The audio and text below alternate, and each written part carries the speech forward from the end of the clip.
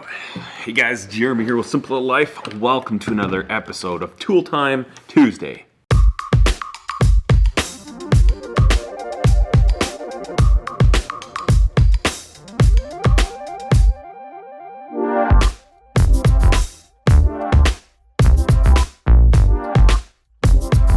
Alright, so what we're going to do in this episode of Tool Time Tuesday is I'm going to show you what I consider to be my top 10 quintessential hand tools for making knives. I've compiled a list. It's on my phone. I'm actually going to go to Princess Auto and pick these up and take the motorbike. Princess Auto is actually sponsoring this video, and what I would like this to be is for the new knife makers. Obviously, if you've been making knives for a long time, you probably have your ways that you like to do things. Everybody uses different tools to accomplish similar tasks, but this is what I find really helpful. These are 10 tools that I absolutely use every single day, and I couldn't make knives the way that I make knives without them. So let's fire up the old beast, pick up the tools, and then we'll go over them.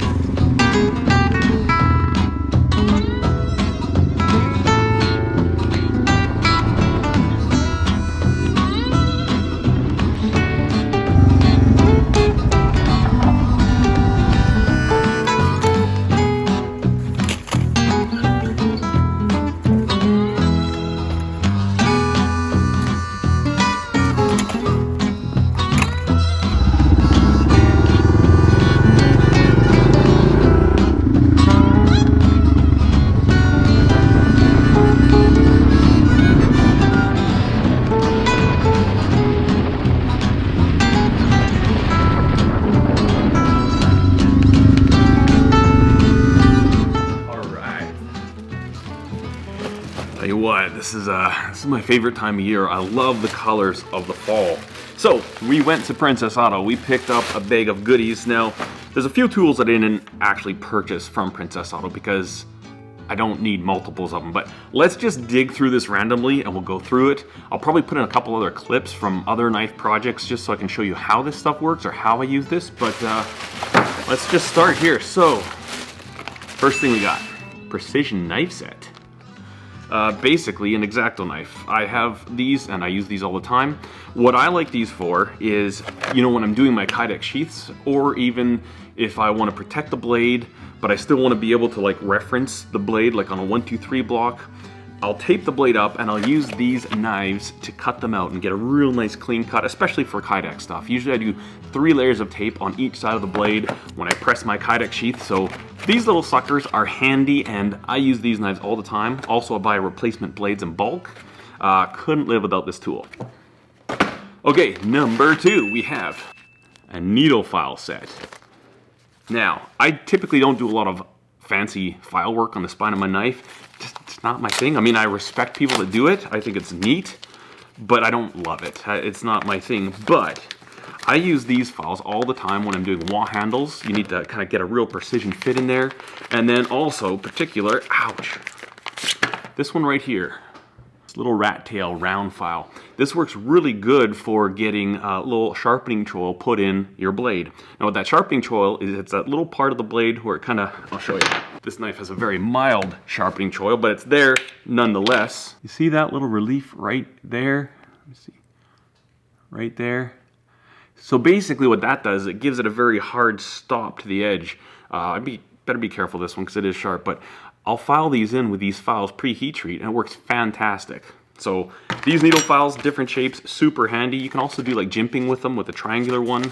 Definitely a must-have, and these are tools that I use a lot, and I don't mind buying more of them because these files don't last forever. I've had a hard time finding like real high quality Nicholson ones, and even the Nicholson ones that I have, they wear out. I mean, files are consumable if you use them enough, but definitely love these. So that's number 2. Number 3, what are we gonna pull out? An automatic center punch. These things are fantastic for center punching holes.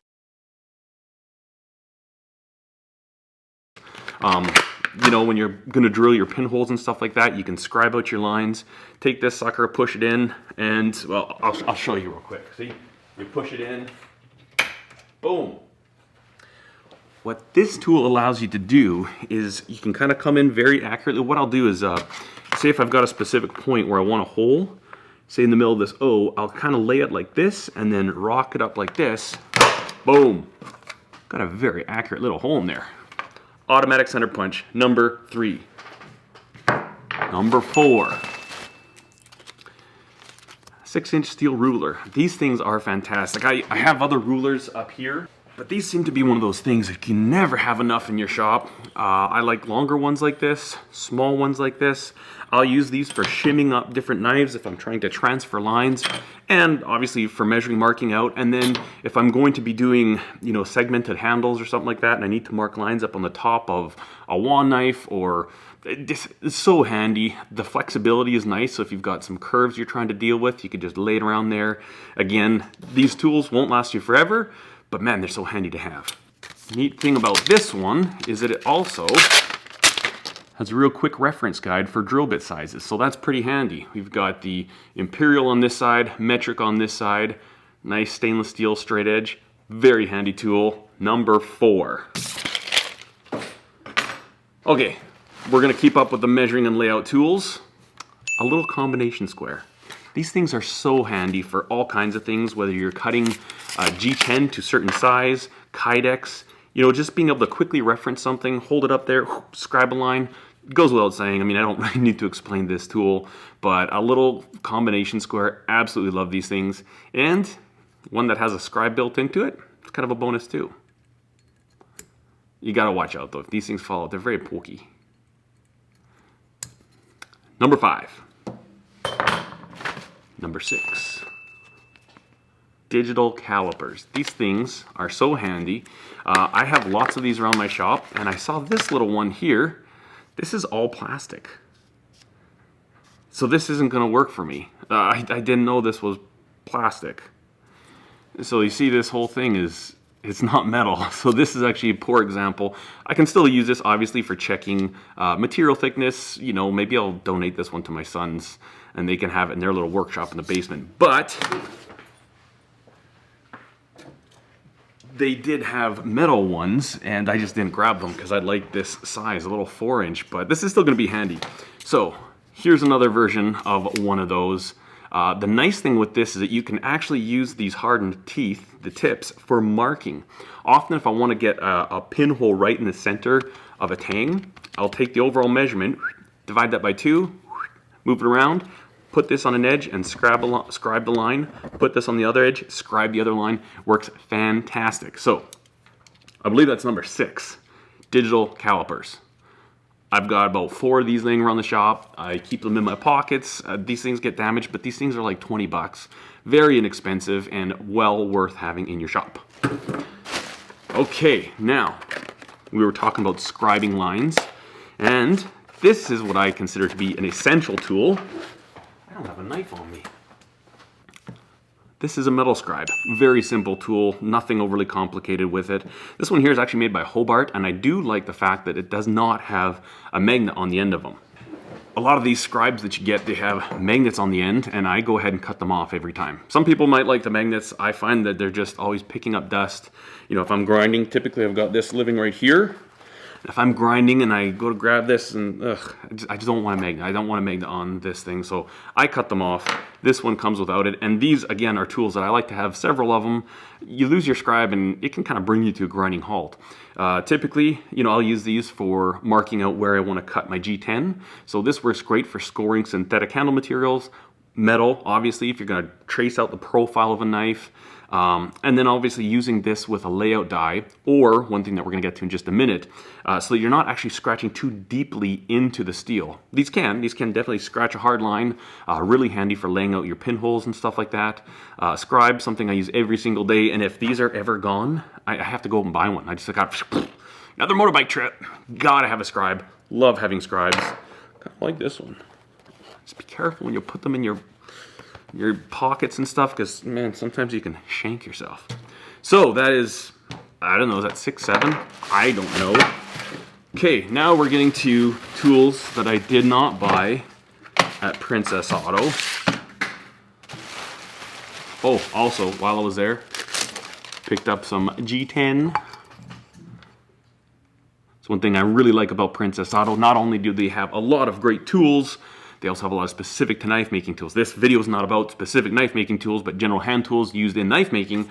But I also need a G10, and having a place locally where I can go pick it up, fantastic. I hadn't seen the 1/8 thick stuff before, so I grabbed some of that. But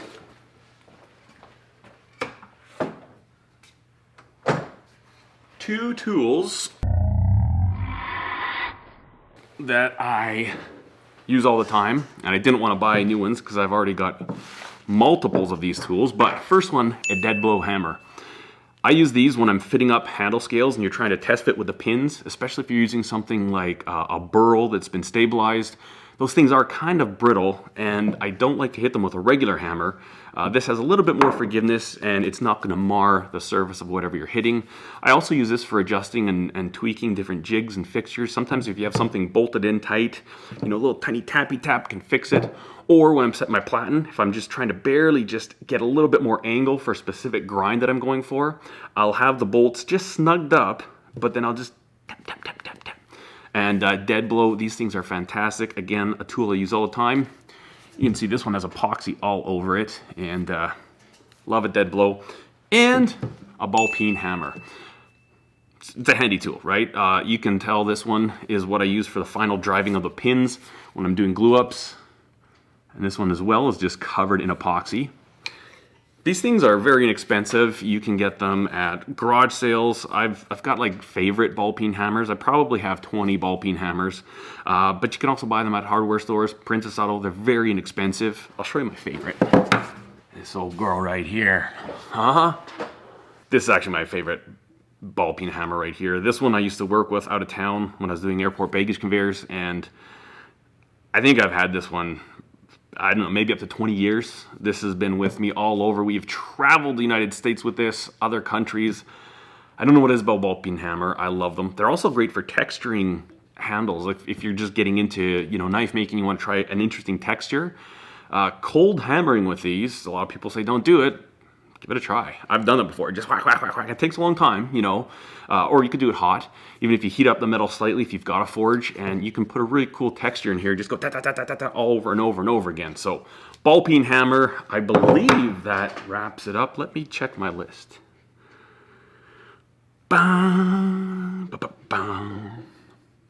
So I made my little shopping list. And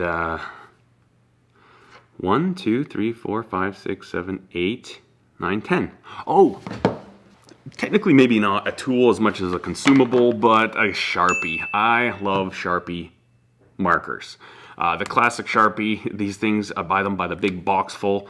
Always keep one right in, oh, right in here. See this? Now I've got 2 Sharpies right in here. Also, when you're doing layout, you can use the bigger Sharpies like the Magnum. Instead of actual layout die. Look how fat that sucker is on there. You just scratch some of that onto your steel like this. And look, you let that dry. And you can take your scribe, and without cutting too deep into the metal, you can actually mark out some lines. Chicken scratch. Use these all the time, and then particularly this one here, this thickness, a little chisel tip, that's what I use for marking the edge of the knife when I go to do my center line, so I know where to bring the edge to when I'm grinding. Sharpies. Always, always have Sharpies in my shop. Anyways, that's a very quick look at the hand tools that I use all the time when knife making. Now, I don't have a hacksaw in here because I don't use a hacksaw much. I've got powered saws, files. I don't use files that much actually either because I've got belt grinders. But I think no matter what I end up doing with my knife making, these basic hand tools are always going to be part of my process, and they're not hard to come by. And these are tools that whether or not you've been making knives for a long time, whether you've got fancy equipment or not, if you're just using hand files and hacksaws, all these are going to be very valuable to you in your knife making as well. I want to say thank you to Princess Auto for sponsoring this video. Thank you for watching it. I do appreciate it. This has been another episode of Tool Time Tuesday. We'll catch you on the next video. Cheers.